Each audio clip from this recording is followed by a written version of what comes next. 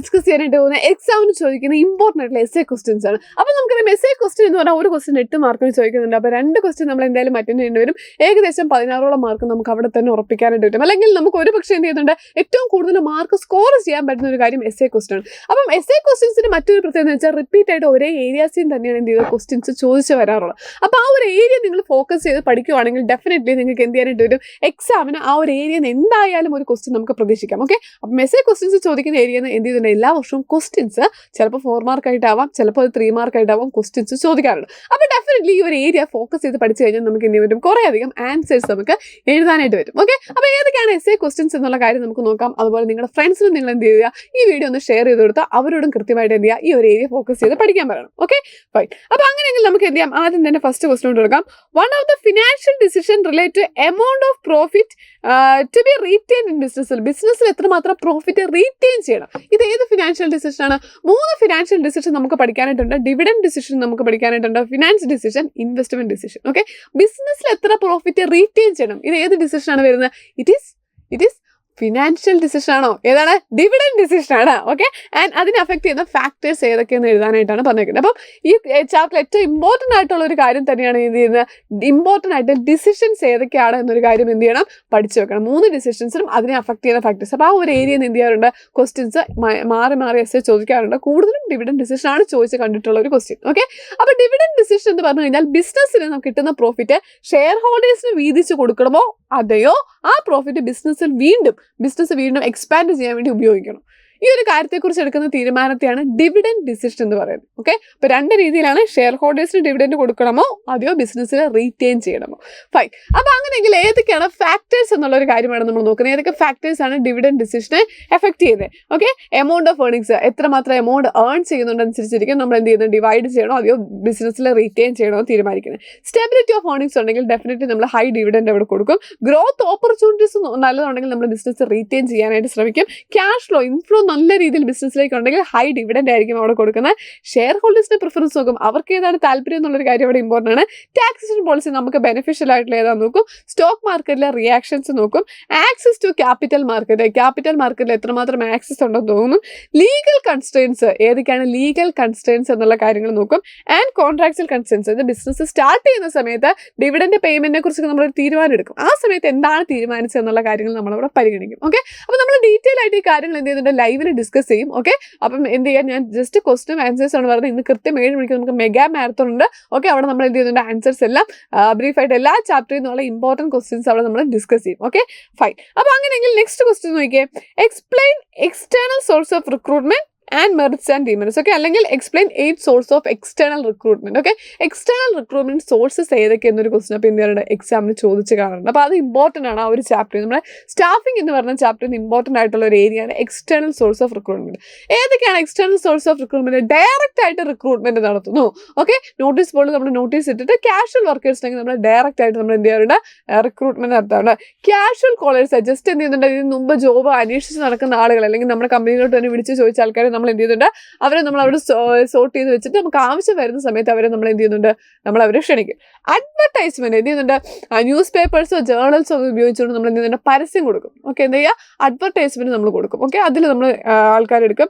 Employment exchange, government run platforms. Okay, അതായത് എന്ത് ചെയ്യുന്നുണ്ട്, ഗവൺമെന്റ് റൺ ചെയ്യുന്ന പ്ലാറ്റ്ഫോംസിൽ നമ്മൾ എന്ത് ചെയ്യാറുണ്ട്, എംപ്ലോയ്മെന്റ് എക്സ്ചേഞ്ച് നമ്മൾ പേര് രജിസ്റ്റർ ചെയ്തിട്ട് അവിടെ നിന്നുള്ള ജോബ് ഓപ്പർച്യൂണിറ്റീസ് നോക്കിയിട്ട് അവിടെ നിന്നുള്ള ആളുകളെ നമ്മൾ എടുക്കും. പിന്നെ ജോബ് പോർട്ടലുകൾ, ലിങ്ക്ഡിൻ പോലെ, ഇൻഡീഡ് പോലുള്ള വെബ്സൈറ്റുകൾ നമ്മൾ പരസ്യം കൊടുത്തിട്ട് അല്ലെങ്കിൽ അവിടെ അപ്ലൈ ചെയ്തിട്ടിരിക്കുന്ന ആളുകൾ നോക്കിയിട്ട് നമ്മൾ ഹയർ ചെയ്യാറുണ്ട്. ക്യാമ്പസ് റിക്രൂട്ട്മെന്റ് നമ്മൾ നോക്കാറുണ്ട്.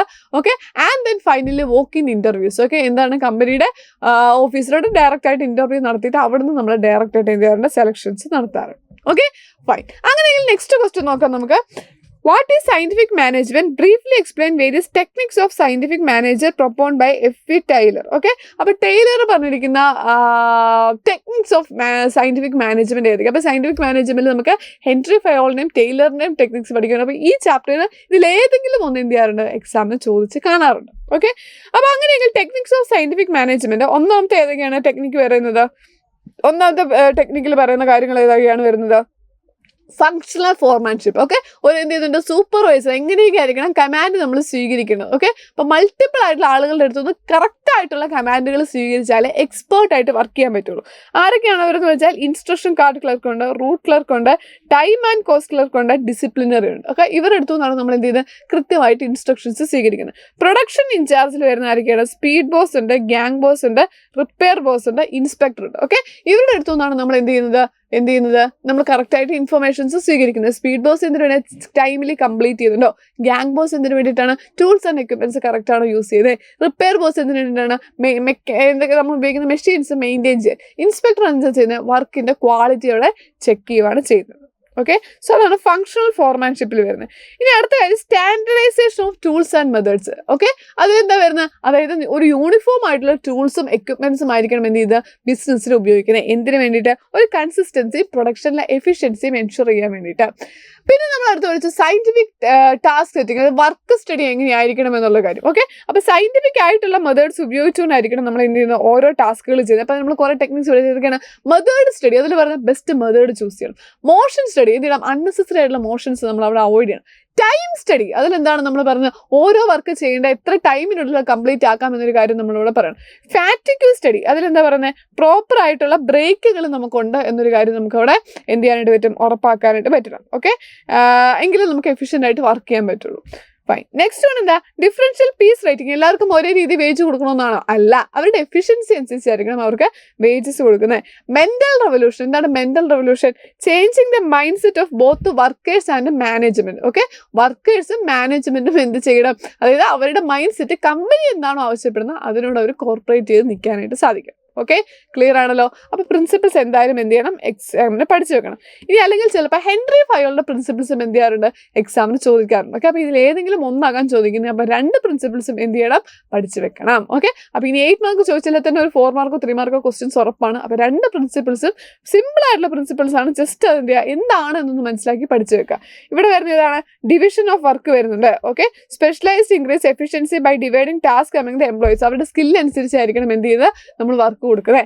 Authority and responsibility, managers must have the authority to give orders. Order കൊടുക്കാനായിട്ട് അവർക്ക് മാനേജേഴ്സിന് അതോറിറ്റി ഉണ്ട്, അതിന് റെസ്പോൺസിബിലിറ്റി അവർ ഏറ്റെടുക്കണം. ഡിസിപ്ലിൻ അല്ലെ എന്ത് ചെയ്യണം, മെയിൻറ്റെയിൻ ചെയ്യാനായിട്ട് ഓഫീസിൽ ശ്രദ്ധിക്കണം. യൂണിറ്റി ഓഫ് കമാൻഡ്, എന്ത് ചെയ്യണം, നമ്മൾ കമാൻഡ് സ്വീകരിക്കുന്ന ഒരൊറ്റ സുപ്പീരിയറിൻ്റെ അടുത്തുനിന്നായിരിക്കണം. അല്ല, പലയിടത്തുനിന്ന് കമാൻഡ്സ് സ്വീകരിച്ചാൽ നമുക്ക് പ്രവർത്തിക്കാൻ കഴിയില്ല. ഓൺലി 1 സുപ്പീരിയറിൻ്റെ അടുത്തുനിന്നായിരിക്കണം സ്വീകരിക്കുന്നത്. യൂണിറ്റി ഓഫ് ഡയറക്ഷൻ, ഒരേ വർക്ക് ചെയ്യുന്ന ആൾക്കാരെ നമ്മൾ ഒരു ഗ്രൂപ്പ് ആക്കിയിട്ട് അവർ ഫ്ലോയിലായിരിക്കണം പോകുന്നത്. Subordination of individual interest general interest, നമ്മുടെ ഇൻട്രസ്റ്റ് പേഴ്സണൽ ഇൻട്രസ്റ്റ് മാറ്റി വെച്ചാൽ ജനറൽ ഇൻട്രസ്റ്റ് ആയിരിക്കണം നമ്മളവിടെ ഇമ്പോർട്ടൻസ് കൊടുക്കുന്നത്. റെമ്യൂണറേഷൻ കൃത്യമായിട്ട് നമ്മൾ എന്ത് ചെയ്യണം, പേയ്മെന്റ്, അത് എംപ്ലോയീസിന് എന്ത് ചെയ്യണം, അവരുടെ വർക്ക് അനുസരിച്ച് അവർക്ക് കൃത്യമായിട്ട് അവരെ മോട്ടിവേറ്റ് ചെയ്യുന്ന രീതിയിലുള്ള റെമ്യൂണറേഷൻ ആയിരിക്കണം. And then centralisation and decentralisation, എന്ത് ചെയ്യണം, ഒരു ബാലൻസ്ഡ് ഡിസിഷൻ മേക്കിംഗ് ആയിരിക്കണം നമ്മളവിടെ കാണുന്നത്. ഓക്കെ, സെൻട്രലൈസേഷൻ വേണം, അതുപോലെ ഡീസെൻട്രലൈസേഷനും അവിടെ ആവശ്യമാണ്. ഓക്കെ, പിന്നെ വരുന്നത് scalar chain. Okay, scalar chain എന്താണ് വരുന്നത്, കമ്മ്യൂണിക്കേഷൻ ഒരു hierarchical order, A to B, B to C, C to D, ആ ഹൈറാർക്കിക്കൽ ഓർഡർ തന്നെയായിരിക്കണം പോകുന്നത്. ഓർഡർ എന്ന് പറഞ്ഞാൽ എന്താ, right person should be in right place. Okay, right ആയിട്ടുള്ള പേഴ്സൺ ആയിരിക്കണം റൈറ്റ് പ്ലേസിൽ നമ്മളവിടെ ചൂസ് ചെയ്യുന്നത്. Okay, and then well organised, അപ്പോൾ എന്ത് ചെയ്യണം, വെൽ ഓർഗനൈസ്ഡ് ആയിരിക്കണം. ഓക്കെ, ക്ലിയർ ആണല്ലോ. ഇക്വിറ്റി എന്താ പറയുന്നത്, manager should treat employees fairly and maintain a sense of justice and equality in organisation. എന്ത് ചെയ്യണം, മാനേജേഴ്സ് എംപ്ലോയീസിനെ ഫെയർ ആയിട്ട് ട്രീറ്റ് ചെയ്യണം. ഓക്കെ, ക്ലിയർ ആണല്ലോ. ഫൈൻ. അടുത്താണ് സ്റ്റെബിലിറ്റി ഓഫ് ടെനർ. ഓക്കെ, ജോബിൽ ചെയ്യുന്ന സമയത്ത് എന്ത് ചെയ്യണം, എംപ്ലോയീസിന്റെ ടേൺ ഓവർ മാക്സിമം റെഡ്യൂസ് ചെയ്യാനായിട്ട് നമ്മളവിടെ നോക്കണം. നെക്സ്റ്റ് കാര്യം എന്താ, ഇനിഷ്യേറ്റീവ് എടുക്കാനായിട്ട് സാധിക്കണം. എംപ്ലോയീസിനെ സംബന്ധിച്ച് എന്ത് ചെയ്യണം, അവരെ മുന്നോട്ട് കൊണ്ടുവരുന്ന ഐഡിയാസ് അക്സെപ്റ്റ് ചെയ്യാനും അത് ഇനിഷ്യേറ്റ് ചെയ്യാനും അവരെ പ്രോത്സാഹിപ്പിക്കണം. ആൻഡ് എസ്പൈറ്റ് ദി കോപ്സ് എന്ന് പറഞ്ഞാൽ എന്താ, ടീം വർക്ക് ആയിരിക്കണം നമ്മൾ എന്ത് ചെയ്യുന്നത്, ഓഫീസിൽ എപ്പോഴും പ്രൊമോട്ട് ചെയ്യുന്നത്. അങ്ങനെയെങ്കിൽ മാത്രമേ നമുക്ക് എന്ത് ചെയ്യുള്ളൂ, അവിടെ ഒരു ബെനിഫിറ്റ് ഉണ്ടാവുള്ളൂ. അപ്പോൾ ഒരു കോപ്പറേഷനും മോറൽ വാല്യൂസും നമ്മൾ എന്ത് ചെയ്യണം, അവിടെ നമ്മൾ മാക്സിമം പ്രൊമോട്ട് ചെയ്യാനായിട്ട് ശ്രമിക്കണം. Okay, fine. അങ്ങനെയെങ്കിൽ ലിസ്റ്റ് നോക്കിയാൽ briefly explain 8 commonly used sales promotion techniques. Commonly use ചെയ്യുന്ന സെയിൽസ് പ്രൊമോഷൻ ടെക്നിക്സ് ഏതൊക്കെയാണെന്നാണ് ചോദിച്ചിരിക്കുന്നത്. ഒന്നാമത്തെയാണ് റിബേറ്റ്. റിബേറ്റ് എന്ന് പറഞ്ഞാൽ എന്താ, നമ്മൾ എന്ത് ചെയ്യുന്നുണ്ട്, ഓഫർ കൊടുക്കുകയാണ് അല്ലെ, ടെമ്പററി പ്രൈസ് റിഡക്ഷൻ കൊടുക്കുകയാണ്. ഓക്കെ, സ്റ്റോക്ക് ക്ലിയറൻസ് ഒക്കെ വരുന്ന സമയത്താണ്. ഡിസ്കൗണ്ട് കൊടുക്കുക, ഡെഫിനറ്റ്ലി നമുക്കറിയാം 50%, 60% ഓഫ്, 30% ഓഫ് എന്നൊക്കെ പറഞ്ഞ് നമ്മൾ കാണാറുണ്ട്. അതാണ് ഡിസ്കൗണ്ട്. റീഫണ്ട് എന്ന് വെച്ച് കഴിഞ്ഞാൽ എന്താ ചെയ്യുന്നത്, നമ്മൾ എന്ത് ചെയ്യുന്നുണ്ട്, ആ പ്രൈസ് അല്ലെ, partial price return on proof purchase, അവർ പറയുന്ന സാധനങ്ങൾ പർച്ചേസ് ചെയ്ത് കഴിഞ്ഞാൽ നമ്മൾ എന്ത് ചെയ്യുന്നുണ്ട്, പാർഷ്യലി നമ്മൾ അതിന്റെ പൈസ തിരിച്ചു കൊടുക്കുമോ, അങ്ങനെയുള്ള കാര്യങ്ങൾ നമ്മളിവിടെ ചെയ്തു കൊടുക്കും.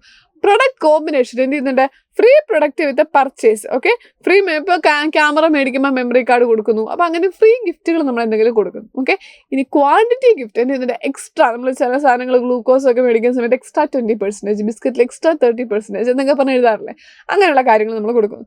ഇൻസ്റ്റന്റ് റോസിൽ എന്താ വരുന്നത്, scratch cards or instant gift. Okay, scratch കാർഡുകളോ ഇൻസ്റ്റന്റ് ഗിഫ്റ്റുകളോ ആയിരിക്കും നമ്മളവിടെ കൊടുക്കുന്നത്. ലക്കി ഡ്രോസിൽ എന്താണ് വരുന്നത്, ലോട്ടറി സ്റ്റൈൽ പ്രൈസിങ് തുടങ്ങിയ കാര്യങ്ങളായിരിക്കും എന്ത് ചെയ്യുന്നത്, ലക്കി ഡ്രോയിൽ വരുന്നത്. ഓക്കെ, നമ്മൾ ലോട്ടറി എടുക്കുക, അങ്ങനെയുള്ള കാര്യങ്ങളാണ് വരുന്നത്. യൂസബിൾ ബെനിഫിറ്റ് എന്ന് പറഞ്ഞു കഴിഞ്ഞാൽ എന്ത് ചെയ്യുന്നുണ്ട്, യൂസ്ഫുൾ ആയിട്ടുള്ള എന്തെങ്കിലും സർവീസസ് നമ്മൾ കൊടുക്കുകയായിരിക്കും ചെയ്തത്, ഫ്രീ ആയിട്ടുള്ള വൗച്ചേഴ്സോ കാര്യങ്ങളോ കൊടുക്കുകയാണ് ചെയ്യുന്നത്. സീറോ ഫിനാൻസ്, ഇത് ക്രെഡിറ്റിൽ നമ്മൾ കൊടുക്കുന്നു, ഇൻസ്റ്റാൾമെന്റ് ആയിട്ട് നമ്മൾ അവിടെ എന്ത് ചെയ്യുന്നില്ല, EMI-ലൊക്കെ കൊടുക്കുന്ന കാര്യം, അപ്പോൾ അവിടെ ഇൻട്രസ്റ്റോ കാര്യങ്ങളോ വാങ്ങുന്നില്ല. സാമ്പിളിങ്, ഫ്രീ ആയിട്ട് പ്രൊഡക്റ്റ് സാമ്പിൾ നമ്മൾ ടെസ്റ്റ് ചെയ്യാൻ വേണ്ടി കൊടുക്കുന്നു. ഓക്കെ, ആൻഡ് ദെൻ കോൺടെസ്റ്റന്റ് എന്ന് വെച്ചാൽ ചില മത്സരങ്ങളൊക്കെ നടത്തി, കോമ്പറ്റീഷൻസ് നടത്തി, ക്യൂസ് കോൺടെസ്റ്റ് ആയിക്കോട്ടെ, അങ്ങനെ മത്സരങ്ങൾ നടത്തി നമ്മൾ അതിന് പ്രൈസ് കൊടുക്കും. ഓക്കെ, അപ്പോൾ ഇതൊക്കെയാണ് എന്ത് ചെയ്യുന്നത്, സെയിൽസ് പ്രൊമോഷൻ ടെക്നിക്സ് എന്ന് പറയുന്നത്. ഫൈൻ. നെക്സ്റ്റ് ഒരു ക്വസ്റ്റ്യൻ നോക്കിയാൽ, explain the Maslow's hierarchical theory of motivation. മാസ്ലോയുടെ ഹൈറാർക്കിക്കൽ തിയറി ഓഫ് മോട്ടിവേഷൻ ആണ് ചോദിച്ചിരിക്കുന്നത്. അപ്പോൾ അവിടെ ഏതൊക്കെ കാര്യങ്ങളാണ് വരുന്നത്, psychological need, basic survival needs, food, shelter തുടങ്ങിയ കാര്യങ്ങൾ വരുന്നുണ്ട്. സേഫ്റ്റി നീഡ് എന്താ വരുന്നത്, സെക്യൂരിറ്റി ആൻഡ് സ്റ്റെബിലിറ്റി. ഓക്കെ, അപ്പോൾ സൈക്കോളജിക്കൽ നീഡ് ബേസിക് ആയിട്ടുള്ള ഫുഡ്, ഷെൽട്ടർ ആണ്. അത് കിട്ടിക്കഴിഞ്ഞാൽ നമുക്ക് അടുത്ത വേണ്ട കാര്യം നമ്മുടെ ജോബ് സെക്യൂരിറ്റി ആൻഡ് സ്റ്റെബിലിറ്റി ആണ് നമുക്ക് വേണ്ടത്. അത് സാറ്റിസ്ഫൈഡ് ആയാൽ നെക്സ്റ്റ് നമുക്ക് വേണ്ട കാര്യം എന്താ, സോഷ്യൽ നീഡ് നമ്മുടെ സാറ്റിസ്ഫൈഡ് ആണ്, അല്ല റിലേഷൻഷിപ്പ് അങ്ങനെയുള്ള കാര്യങ്ങൾ നമ്മൾ സാറ്റിസ്ഫൈഡ് ആണ്.